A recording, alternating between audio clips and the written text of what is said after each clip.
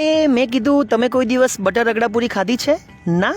અરે કંઈ વાંધો નહીં, ચલો આજે આપણે જઈએ છીએ 2211 પાણીપુરી સેન્ટરમાં, જે આવેલું છે સાગર સંગીત 4 રસ્તા સોલા વિસ્તારમાં, જ્યાં તમને મળી જશે ઓથેન્ટિક એન્ડ હાઇજેનિક પાણીપુરી, એ પણ અલગ અલગ ચટણીના ફ્લેવર સાથે.